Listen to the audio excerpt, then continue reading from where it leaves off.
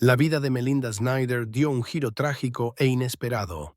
Durante el día era una agente inmobiliaria de confianza, pero detrás de esa fachada se desarrollaba una historia mucho más oscura.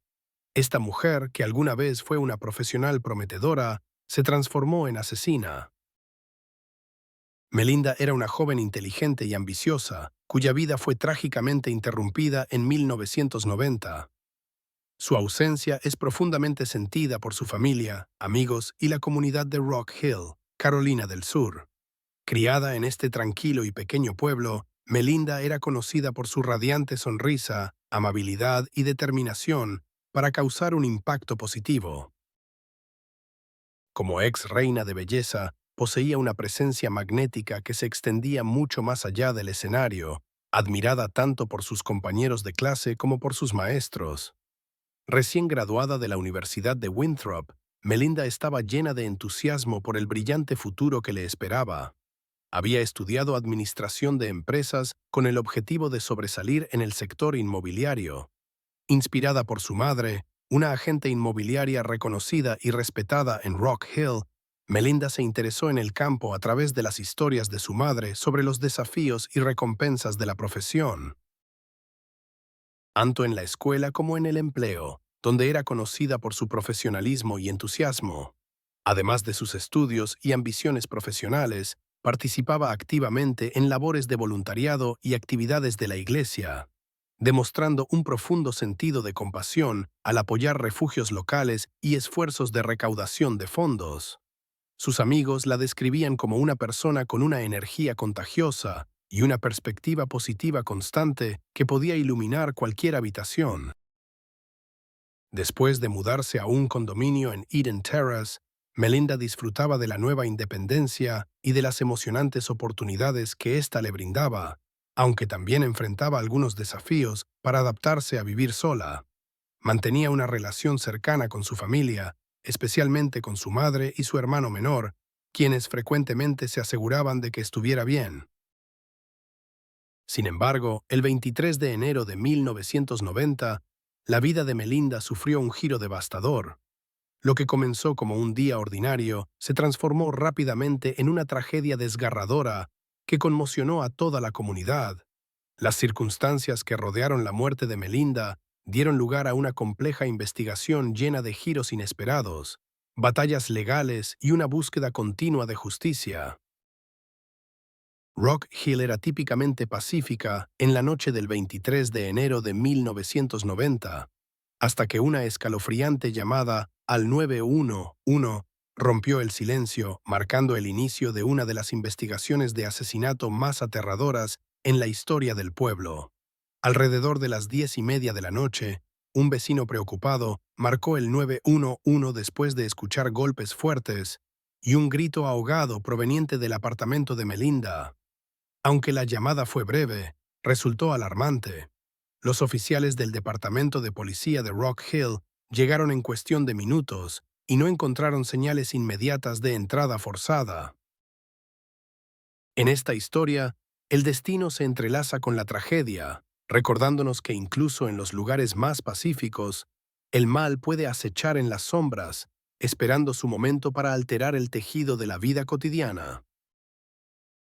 Dentro del apartamento, un escalofriante escenario aguardaba a los investigadores. El cuerpo sin vida de Melinda yacía parcialmente vestido en el suelo del dormitorio, portando claras señales de una lucha violenta. Una profunda herida en su cabeza indicaba que había sido golpeada con fuerza, y los moretones alrededor de su cuello revelaban que había sido estrangulada. El ataque había sido repentino y brutal, sorprendiéndola en lo que debería haber sido el refugio seguro de su propio hogar. Un lámpara cercana estaba volcada, y sus pertenencias se encontraban esparcidas por toda la habitación, indicando que Melinda había luchado ferozmente para defenderse. Los investigadores de la escena del crimen examinaron meticulosamente el apartamento y no encontraron evidencia de entrada forzada, lo que suscitó preocupaciones inmediatas. ¿Conocía Melinda a su atacante o alguien había accedido por otros medios? Cuando la policía llegó, la puerta principal estaba cerrada con llave. lo que llevó a sospechar que el agresor podría haber utilizado una llave de repuesto o haber entrado por una puerta o ventana sin cerrar. Mientras los oficiales reconstruían las últimas horas de Melinda, descubrieron que había sido vista por última vez aquella noche en una tienda de comestibles local, donde se detuvo brevemente después del trabajo. Las imágenes de vigilancia la mostraban intercambiando una rápida conversación con el cajero antes de dirigirse a casa.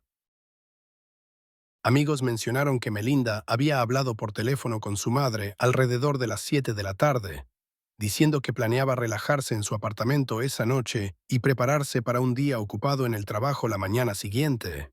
Curiosamente, nada parecía haber sido robado. El bolso, la billetera y las llaves de Melinda aún estaban dentro, lo que descartaba el robo como el motivo principal. Sin embargo, la policía encontró algo inusual. Una caja de seguridad para agentes inmobiliarios estaba sujeta al pomo de la puerta. La madre de Melinda ayudó a localizar el apartamento y recordó que los inquilinos anteriores habían dejado la caja de seguridad allí, a pesar de los intentos por retirarla. Esto suscitó preocupaciones de que alguien podría haber accedido a una llave de repuesto sin que Melinda lo supiera, debido a este dispositivo. La noticia del asesinato de Melinda se propagó rápidamente por Rock Hill, dejando a amigos, compañeros de trabajo y vecinos devastados y luchando por comprender cómo una tragedia así pudo ocurrirle a alguien que apreciaban tanto. Para honrar su memoria, se realizaron vigilias a la luz de las velas y la policía local prometió hacer todo lo posible para capturar al perpetrador. A pesar de las desgarradoras circunstancias, los investigadores mantenían la esperanza de que la evidencia forense desvelara pistas vitales. Recogieron fibras, huellas dactilares y muestras de ADN, confiando en que los avances tecnológicos pudieran ayudar a identificar al asesino. La policía no tenía sospechosos inmediatos, lo que les dejaba con más preguntas que respuestas. ¿Quién tuvo la oportunidad y el motivo para dañar a Melinda? ¿Y cómo lograron escapar sin dejar rastro alguno? En la búsqueda de justicia, la comunidad permaneció unida, anhelando respuestas y esperando que la verdad, aunque dolorosa, emergiera de las sombras. La vida de Melinda, truncada de manera tan abrupta, se convirtió en un recordatorio de la fragilidad de la existencia y de la necesidad imperiosa de encontrar la paz en medio del caos. En cada vela encendida, en cada lágrima derramada, resplandecía una promesa de memoria y justicia, un eco que buscaba perpetuarse más allá del silencio de la noche. A medida que avanzaba la investigación, los oficiales comenzaron a enfocar su atención en la vida personal de Melinda, escudriñando sus relaciones, amistades y cualquier persona conectada a ella que pudiera haber tenido un motivo para causarle daño.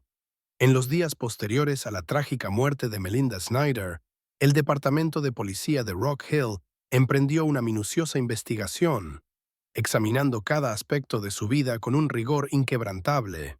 La presión del público y los medios de comunicación aumentaba, exigiendo respuestas en un caso que había sacudido al pequeño pueblo, dejando a muchos temerosos e inciertos. Los detectives inicialmente concentraron sus esfuerzos en las personas cercanas a Melinda, bajo la creencia de que el perpetrador probablemente fuera alguien conocido por ella. La primera persona entrevistada fue una amiga que no estuvo presente durante el asesinato. Ella compartió detalles sobre las relaciones y actividades recientes de Melinda, describiéndola como una persona cautelosa que rara vez permitía que otros se acercaran demasiado. En sus relatos, mencionó que Melinda había estado sintiéndose incómoda en las semanas previas a su muerte, a menudo con la sensación de estar siendo observada. La atención pronto se desplazó hacia Brian Carver, el exnovio de Melinda y un mecánico local. Aunque su relación había terminado unos meses antes, según sus amigos, en múltiples ocasiones después de su ruptura, alimentando las sospechas de que podía estar molesto. Al ser interrogado, Brian admitió que aún tenía sentimientos por Melinda, pero negó cualquier implicación en su muerte. Insistió en que no era responsable, afirmando que estaba trabajando hasta tarde en su taller la noche del asesinato.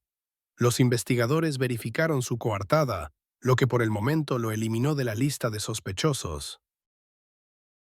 Otra persona de interés fue Jason Snyder, el hermano de Melinda. Los hermanos habían sido cercanos en la infancia, pero recientes desacuerdos habían tensado su relación. Los detectives interrogaron a Jason extensamente sobre su paradero la noche del 23 de enero. Jason afirmó que había estado en casa con su pareja y se mostró profundamente apenado por la muerte de su hermana. Aunque su coartada parecía sólida, algunos investigadores permanecieron cautelosos debido a las tensiones no resueltas entre los hermanos. Mientras los detectives entrevistaban a muchas personas, el misterio del candado de agente inmobiliario encontrado en la puerta de entrada de Melinda persistía. Amigos y familiares mencionaron que Melinda rara vez usaba el candado, lo que sugería que alguien más pudo haberlo utilizado para entrar en su apartamento.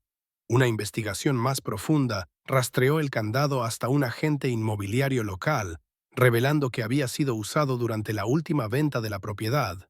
Un agente, Edward Ed Cornell, destacó: había mostrado el apartamento en múltiples ocasiones y aún conservaba la llave del candado incluso después de completada la venta.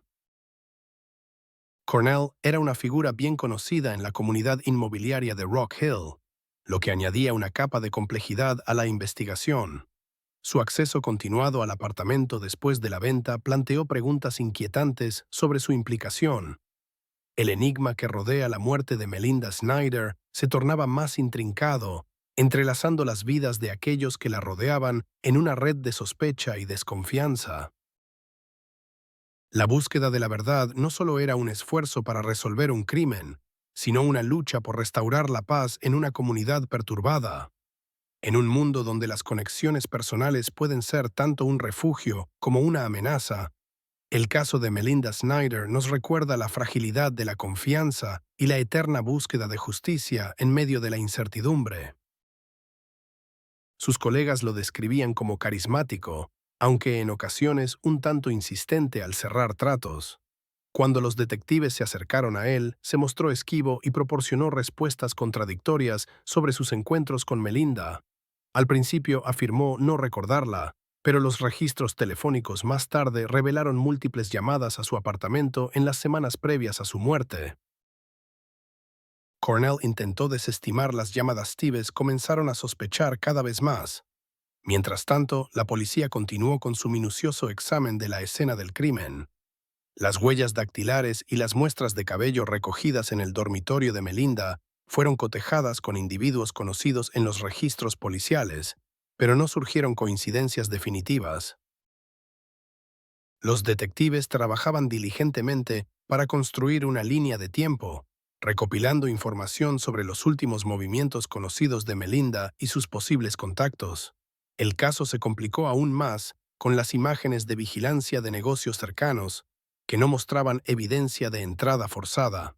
A medida que avanzaba la investigación, los detectives comenzaron a sospechar que el asesino de Melinda había planeado cuidadosamente el ataque, aprovechando su conocimiento de las rutinas y vulnerabilidades de ella. Crecía la preocupación de que sus conexiones en la industria inmobiliaria pudieran haberla convertido en un objetivo. Esto llevó a la policía a expandir su investigación para incluir a más personas vinculadas al negocio.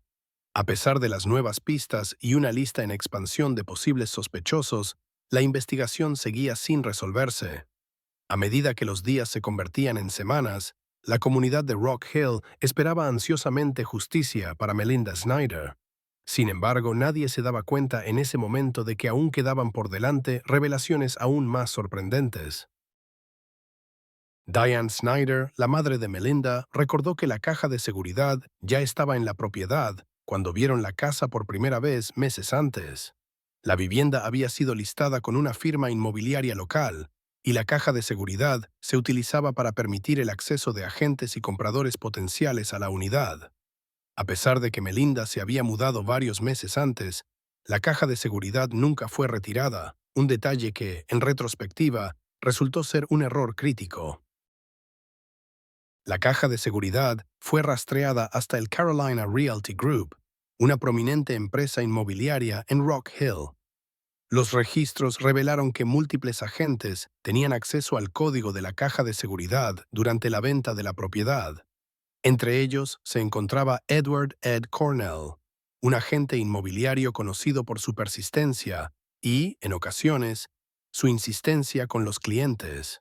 Había mostrado el condominio a Melinda en varias ocasiones antes de su compra y la documentación indicaba que había visitado la unidad tan recientemente como 2 semanas antes de su muerte, afirmando estar inspeccionando su condición.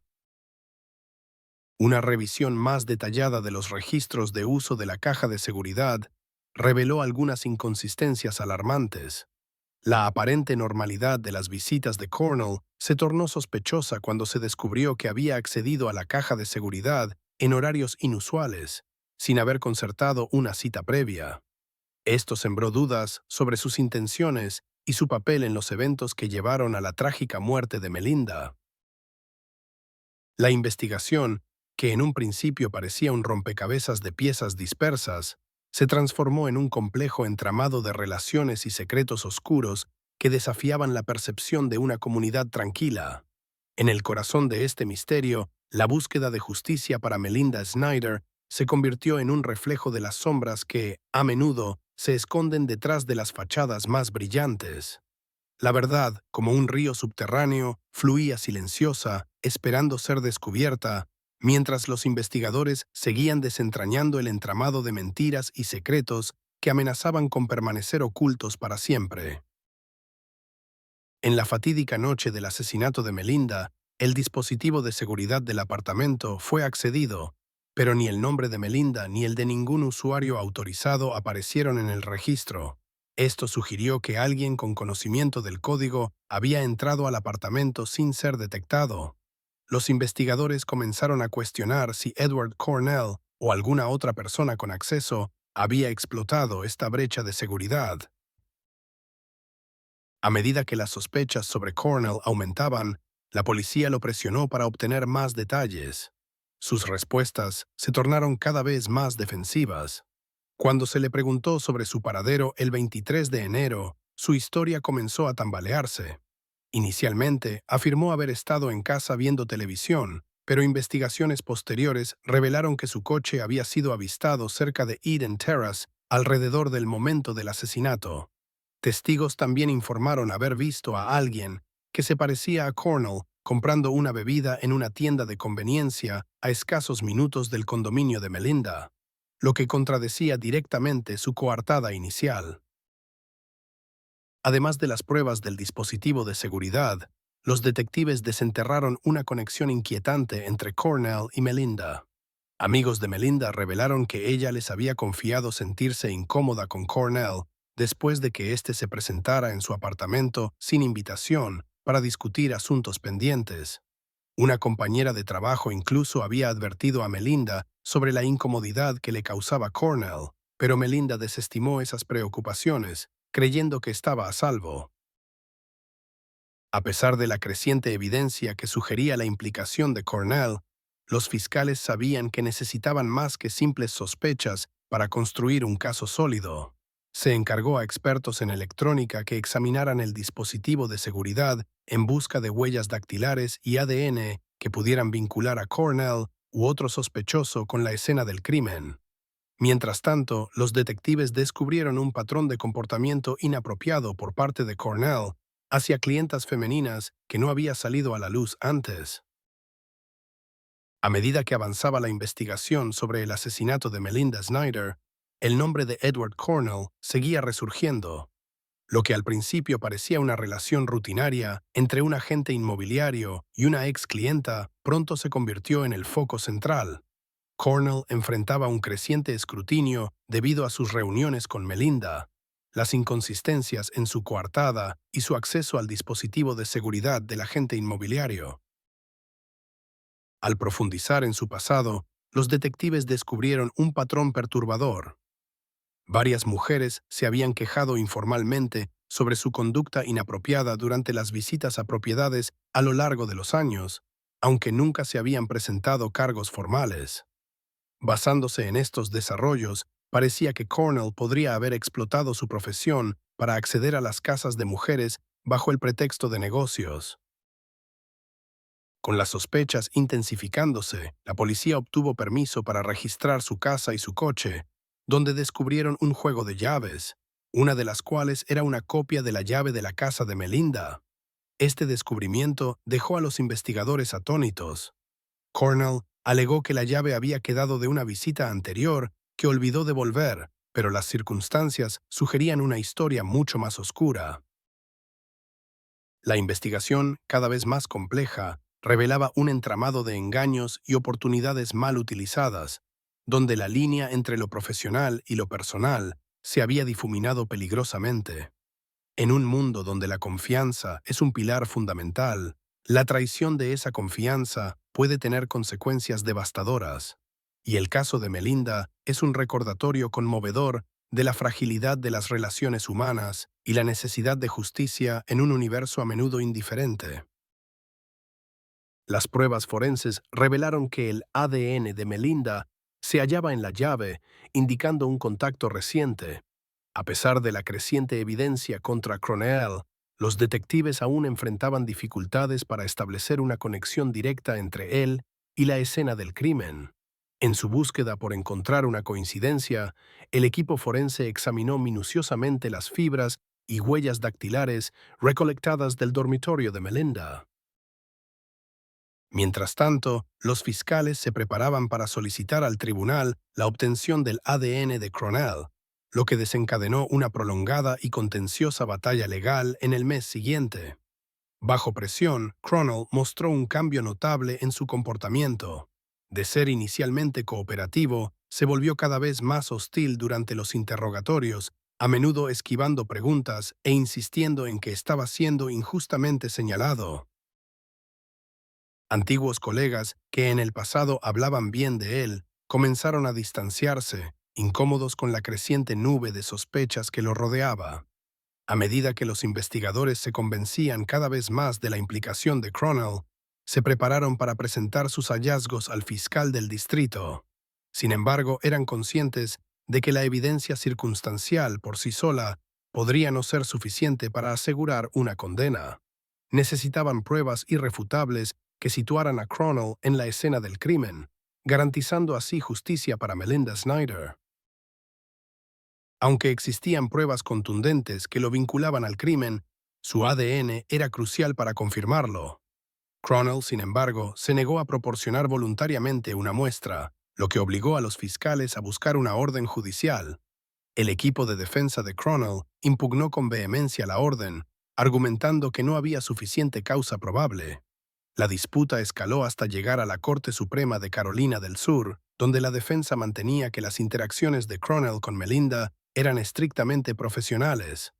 Por otro lado, los fiscales resaltaron su preocupante historial de comportamiento y el registro de acceso al cajetín de llaves.